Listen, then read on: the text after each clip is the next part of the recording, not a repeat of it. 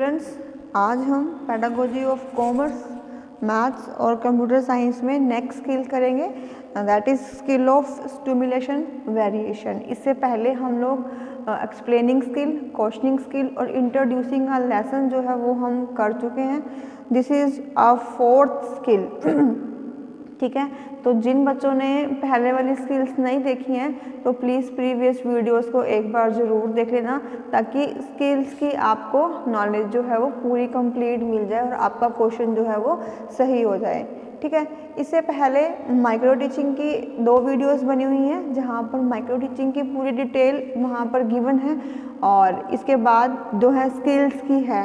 आज जो हम करेंगे वो करेंगे स्किल ऑफ स्टिमुलेशन वेरिएशन। ठीक है, स्किल का मीनिंग पता चल गया आपको कि स्किल्स होती क्या है, कि बहुत सारी ऐसी चीज़ें होती हैं जो हमारे अंदर ही होती हैं, हमें पता नहीं होता, लेकिन प्रैक्टिस कर करके हम उस चीज़ में परफेक्ट हो जाते हैं। तो वो हमारी स्किल जो है वो निखर कर बाहर आती है, प्रैक्टिस करके हम उस चीज़ में परफेक्ट हो जाते हैं। ठीक है, तो अब हम जो इंट्रोड्यूसिंग स्किल हमने की कि वहाँ पे हमने सॉरी वहाँ पर हमने क्या करना है, वहाँ पर हमने इंट्रोड्यूस कराना है लेसन को with the help of previous knowledge. ठीक है, प्रीवियस नॉलेज की टेस्टिंग करके हम चैप्टर को इंट्रोड्यूस कराएंगे। इन क्वेश्चनिंग स्किल हमने क्या करना है, क्वेश्चंस पुट करने हैं, डेवलप करना है चैप्टर को हमने with the help of questioning. Questioning कब करनी है, कैसे करनी है, उसकी कुछ टेक्निक्स थी, सजेशंस थे, वो हमने उस स्किल में किए थे। देन हम उसके बाद हमने की थी एक्सप्लेनिंग स्किल। एक्सप्लेनिंग स्किल में कुछ बिहेवियर हमारे डिज़ायरेबल थे, कुछ अनडिज़ायरेबल थे, तो उस तरीके से हमने उन कंपोनेंट्स की स्टडी भी की थी। एक चीज़ ध्यान रखो कि जोन सी स्किल करोगे उसके कंपोनेंट उसके साथ वाले करने हैं। ठीक है, नहीं तो मार्क्स नहीं मिलेंगे। ठीक है, तो स्किल के नाम के साथ उसके कंपोनेंट्स को आपने ध्यान में रखना है और वो कंपोनेंट्स आपने करने हैं। तो इसके देखते हैं कि अब वेरिएशंस चाहिए यहाँ पर हमें। स्किल का नाम क्या है, स्टिमुलेशन वेरिएशन। कि स्टिमुली के अंदर वेरिएशन लाकर एनवायरनमेंट के अंदर लिटिल बिट चेंजेस करके जो लर्निंग को हम एनहांस कर सकते हैं, उस स्किल की हमने यहाँ पर बात करनी है। तो ह्यूमन बीइंग्स जो हैं वो लार्जली डिपेंड करते हैं कि यहाँ पर क्या होगा कि रेलिवेंट सोर्स ऑफ इंफॉर्मेशन चाहिए होती है बच्चों को, तो वो इंफॉर्मेशन लाने के लिए क्या करना पड़ता है, इंफॉर्मेशन की इनपुट के साथ कोप अप करना पड़ता है। The skill of stimulation variation implies attracting and focusing. Main काम क्या करना है, अट्रैक्ट करना है बच्चों को, उनका फोकस करना है tension by changing stimuli in the environment. कि कुछ एनवायरनमेंट में लिटिल बिट चेंजेस करके हमने पीपल की अटेंशन को अट्रैक्ट करना है, ताकि वो मच लर्निंग कर सके, ताकि उनका फोकस जो है एक सेंटर्ड पॉइंट पे रहे। ठीक है, तो a teacher makes use of an appropriate stimulus for evoking desired responses, and now it's the duty of a teacher कि उसने क्या करना है कि appropriate stimulus लेके आने हैं for desired response। कि बच्चों का response जो है वो desired response जो है वो हमें मिलना चाहिए। A continued use of such stimulus may include disinterest and inattention on account of so many physiological and psychological factors. बहुत सारे ऐसे फैक्टर्स हैं जो बच्चों को डीमोटिवेट करते हैं, बच्चे अब उस कंटेंट के अंदर इंटरेस्ट शो नहीं करते। तो now it's duty, teachers duty, कि वो उनका फोकस जो है वो अप्रोप्रिएट रखे, स्टिमुलेशन अच्छा होना चाहिए। दैट्स वाई कि जो बच्चों की अटेंशन है वो डिस्ट्रैक्ट ना हो, वो फोकस्ड ही रहे। तो इसके कंपोनेंट्स कौन कौन से हैं, मूवमेंट। फर्स्ट जो हमारा कंपोनेंट है टीचर्स मूवमेंट, मीन्स कि टीचर्स के मूवमेंट कैसे होने चाहिए, वो बहुत डिपेंड करता है एक चीज़ की लर्निंग के ऊपर। आप गैस करके देखो, आप गैस करके देखो कि टीचर क्लासरूम में टीचर नहीं लग रहा। ठीक है, उसके हाव भाव जो हैं, उसके मूवमेंट्स जो हैं टॉपिक से मैच ही नहीं हो रहे हैं। ठीक है, तो बेमतलब में क्लास में राउंड पे राउंड पढ़ा रहे हैं और बोलते जा रहे हैं, पढ़ा रहे हैं और बोलते जा रहे हैं, तो इररेलेवेंट मूवमेंट जो है वहाँ पर हो रहे हैं, तो वो बच्चों को डिस्ट्रैक्ट कर रहे हैं। ठीक है, तो मूवमेंट कैसे होने चाहिए कि जब रिक्वायर्ड हो तभी टीचर को मूव करना चाहिए। ठीक है, क्योंकि टीचर्स जैसे जैसे मूव करेगा क्लासरूम में बच्चों की अटेंशन वैसी ही जाएगी, तभी जो है टीचर की सीट कहाँ रखी जाती है, फ्रंट ऑफ द क्लास, कि बिल्कुल स्टार्टिंग में होती है और बच्चे उसको फेस कर रहे होते हैं। ये तो नहीं है कि टीचर बैक में खड़ा है और बच्चे ब्लैक बोर्ड को देख रहे हैं, नहीं ना। तो टीचर के मूवमेंट्स जो हैं वो बहुत मैटर करते हैं किसी भी चीज़ की लर्निंग के लिए। ठीक है, तो वो कई बार ब्लैक बोर्ड के पास जा रहा है, आ रहा है, बैक में जा रहा है, आ रहा है, तो इस तरीके के मूवमेंट्स जो हैं वो बच्चों को डिस्ट्रैक्ट करते हैं।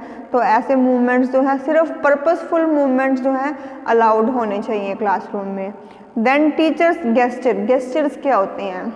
Gesture are the face expression, कि टीचर के फेस एक्सप्रेशन जो हैं वो टॉपिक के अकॉर्डिंगली प्रॉपर होने चाहिए। Gestures are the movement of the different part of the body, कि हमारे हैंड के मूवमेंट हैं, हमारे आईज़ के मूवमेंट हैं, फेस के एक्सप्रेशंस हैं, तो इन सबको हम क्या बोलते हैं? गेस्चर्स बोलते हैं। The teacher can make various gestures. जब क्लासरूम में टीचिंग करा रहे होते हैं तो बहुत सारे मूवमेंट्स होते हैं जो वो वैरी करते हैं, तो ये सारे के सारे मूवमेंट्स जो हैं क्लास टीचर्स के वैरी करेंगे टॉपिक के अकॉर्डिंगली। अगर टॉपिक से मैच कर रहे हैं, सपोज करो हिंदी का लेक्चर है और कोई सैड स्टोरी है, ठीक है, और टीचर के गेस्चर्स अपोजिट हैं, हंसने वाले हैं, टीचर जोक क्रैक कर रहा है, हंस रहा है, तो उस स्टोरी की थीम या उस पोएम की थीम जो सैड है वो बच्चों तक नहीं जा पाएगी। ठीक है, तो गेस्चर्स और मूवमेंट अकॉर्डिंग टू टॉपिक होने चाहिए, कंटेंट के अकॉर्डिंग होने चाहिए। वेस्टफुल मूवमेंट अलाउड नहीं होने चाहिए, कि टीचर को स्टेबल रहना चाहिए कि जहाँ ज़रूरत हो तभी वो मूव करे, अदरवाइज जो है वो स्टूडेंट्स की अटेंशन को डिस्ट्रैक्ट करेंगे। और मूवमेंट्स जो है, गेस्चर्स जो हैं वो अकॉर्डिंग टू टॉपिक होने चाहिए। अगर टॉपिक बहुत जॉयफुल है और फनी सा है, टीचर बहुत रोते हुए उसको करा रहा है, तो उसका पर्पस भी वहाँ पर फुल नहीं होगा, कंप्लीट नहीं होगा। तो gesture and movements are should be according to topic. Then है चेंज इन वॉइस।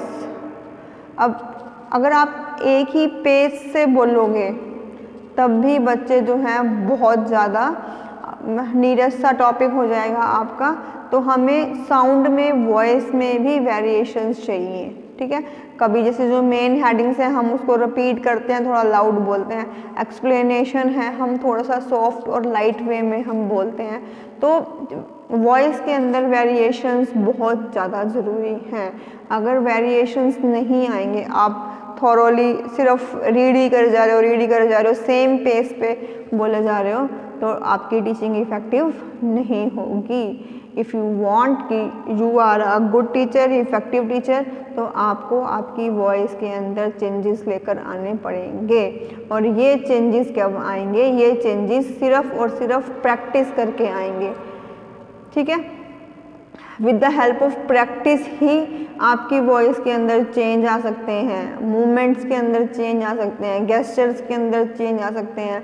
तो ये नहीं है कि टीचिंग करने के लिए सिर्फ पढ़ाई कर ली बहुत है, नहीं, कुछ एक जो स्किल्स हैं वो उसमें भी आपको इम्प्रूवमेंट होनी चाहिए। ठीक है, then change in interaction style, कि बच्चों से आप जब बात करोगे तो आपके कम्युनिकेशन के स्टाइल के अंदर भी चेंजेस आने चाहिए, इंटरेक्शन के स्टाइल के अंदर भी चेंजेस आने चाहिए। प्यूपल टीचर और teacher group interaction gets response from the class और a group as a whole. ठीक है, तो सारे के सारे रिस्पॉन्सेज नोट होते हैं।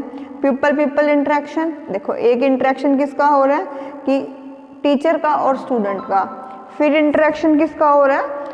स्टूडेंट और स्टूडेंट का इंटरेक्शन हो रहा है, फिर टीचर पीपल का इंटरेक्शन हो रहा है जब वो टीचर बन जाता है एज अ क्लास।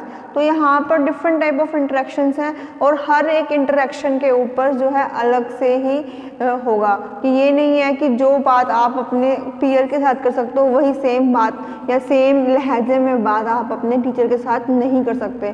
तो सम फॉर्मेलिटीज़ आर देयर कि जब आपको बच्चों से बात करनी है, टीचर से बात करनी है या अपने पीयर ग्रुप से बात करनी है, तो कम्युनिकेशन की जो टोन है वो हर बार चेंज ही होगी।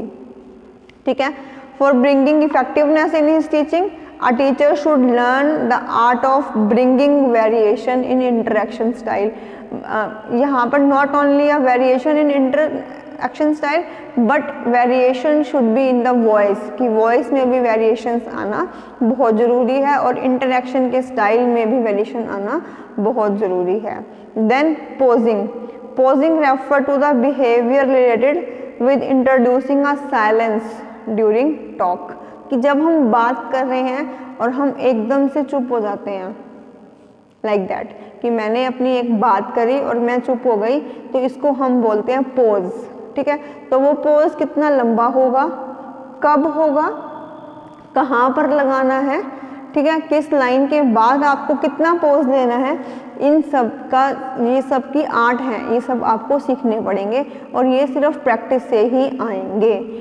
कंटिन्यू बोलना सम टाइम बहुत नेसेसरी होता है but every time you don't continue speak. ठीक है। तो आप कंटिन्यू स्पीक नहीं कर सकते, आपको बीच बीच में रुकना बहुत ज़रूरी है। फर्स्टली अगर आप नॉन स्टॉप बोलोगे तो कम्युनिकेशन क्या हो जाएगा, communication will be overloaded and no one can be interested in your communication.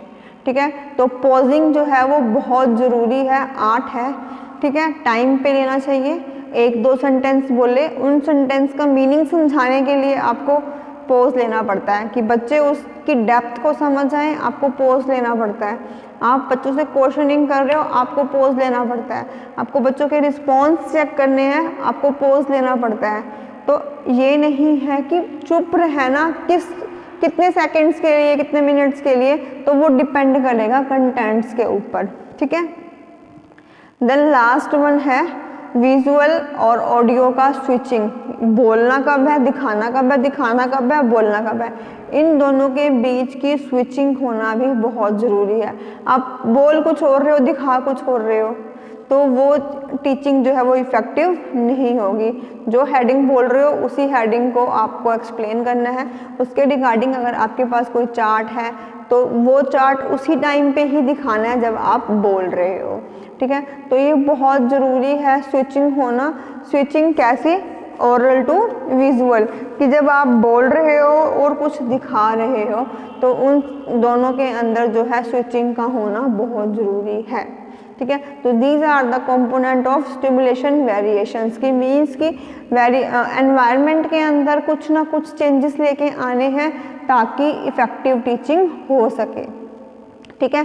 Mainly जो चेंजेस आ रहे हैं वो पीटी के अंदर ही आ रहे हैं, पीपल टीचर के अंदर ही आ रहे हैं। तो फर्स्ट ऑफ ऑल क्या था, टीचर को अपने मूवमेंट्स चेक करने हैं कि मूवमेंट इरेलीवेंट नहीं होने चाहिए, मूवमेंट पर्पसफुल होने चाहिए। ठीक है। कि आप ब्लैक बोर्ड के पास जा रहे हो, आ रहे हो, राउंड पे राउंड लगा रहे हो, वॉकिंग करते जा रहे हो और चैप्टर को रीड करते जा रहे हो, तो उससे क्या होगा, स्टूडेंट्स जो हैं वो डिस्ट्रैक्ट हो सकते हैं और देयर इज़ अ पॉसिबिलिटी कि लर्निंग जो है वो कम हो जाएगी। ठीक है।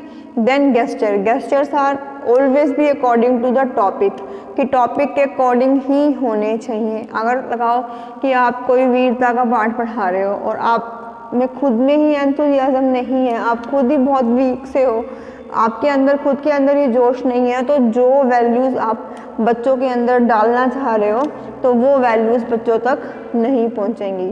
ठीक है। तो गेस्चर्स जो हैं वो अकॉर्डिंग टू टॉपिक होने चाहिए। Then change in voice, time to time आपको आपकी वॉइस पे वर्क करना है। आपको वॉइस के अंदर पोज की इम्पोर्टेंस समझनी है कि आपको कहाँ पर पोज लेना है, कब कितना पोज लेना है, कब आवाज़ तेज करनी है, कब आवाज़ स्लो करनी है। तो वॉइस की पेस के अकॉर्डिंगली जो है, कंटेंट के अकॉर्डिंगली वॉइस की पेस ऊपर जाएगी और वॉइस की पेस डाउन आएगी। तो ये भी सब जो है वो सिर्फ प्रैक्टिस पे डिपेंड होगा। ठीक है। देन आ रहा है चेंज इन इंटरेक्शन स्टाइल, कि जब आप एक बच्चों से बात करोगे, अपने पीयर ग्रुप से बात करोगे, अपने टीचर से बात करोगे, तो तीनों तरह के इंटरेक्शन स्टाइल के अंदर भी हम चेंजेस देखने को मिलती हैं, चेंजेस होनी चाहिए। ठीक है, एक के साथ आप रिस्पेक्टफुली बात कर रहे हो, एक के साथ आप पोलाइटली बात कर रहे हो, एक के साथ आप इनफॉर्मली बात कर रहे हो, तो तीनों की टोन जो है वो सेम नहीं हो सकती। तीनों के अंदर हमेशा ही वेरिएशंस जो है वो आएंगे और आने भी चाहिए। देन पोजिंग अभी हमने बात की कि पोजिंग हमने मेनली क्यों लेनी है, ताकि बच्चों के अंदर जिस चीज़ को हम पढ़ा रहे हैं, जो नॉलेज हम उनको दे रहे हैं, कि वो ग्रैब कर सकें, उनको समझने का जो है मौका देना चाहिए। अगर आप ही नॉन स्टॉप बोलते रहोगे, टीचर ही नॉन स्टॉप बोलता रहेगा, तो बच्चों की जो नॉलेज की ग्रैप्स करने की कैपेबिलिटी है वो कम हो जाती है। तो उनको समझने के लिए थोड़ा सा टाइम देना बहुत ज़रूरी है। The last one is oral और विजुअल स्विचिंग, कि आप बोल रहे हो, दिखा रहे हो और बोल रहे हो, दोनों के अंदर मैचिंग होनी चाहिए, अलग अलग से दोनों नहीं होने चाहिए। ठीक है, तो ये तो था थ्योरी पार्ट। ठीक है, मैंने प्रीवियस वीडियोस में भी समझाया है कि क्वेश्चन को पहले आपने समझना है कि क्वेश्चन क्या आया हुआ है। अगर कहीं पर भी लिखा हुआ है कि prepare a lesson plan on this skill, तो आपको थ्योरी प्लस प्रैक्टिकल, यानी कि थ्योरी प्लस वो प्लान पूरा प्रिपेयर करके लेके आना है। अगर खाली लिखा हुआ है एक्सप्लेन दिस थ्योरी, तब आप अकेला थ्योरी लिख सकते हो। अगर खाली एक्सप्लेन ही लिखा हुआ है, फिर भी आप मार्क्स चेक करोगे। अगर 8 मार्क्स की है तब कोई बात नहीं, अगर 16 मार्क्स की है, आप चाहे उसने बोला है या नहीं बोला, आप लेसन प्लान प्रिपेयर करके लेकर पेपर में लिख कर आओगे। ठीक है, होप कि क्वेश्चंस जो हैं वो समझ में आ रहे होंगे। अगर समझ में नहीं आते हैं, आप कमेंट कर सकते हो, आप कॉलेज में फ़ोन करके पूछ सकते हो। ठीक है, स्पेशली आप लोगों के लिए ही वीडियोस बनाई जा रही हैं, तो प्लीज़ उनको देखा करो और क्वेरीज किया करो। Thank you.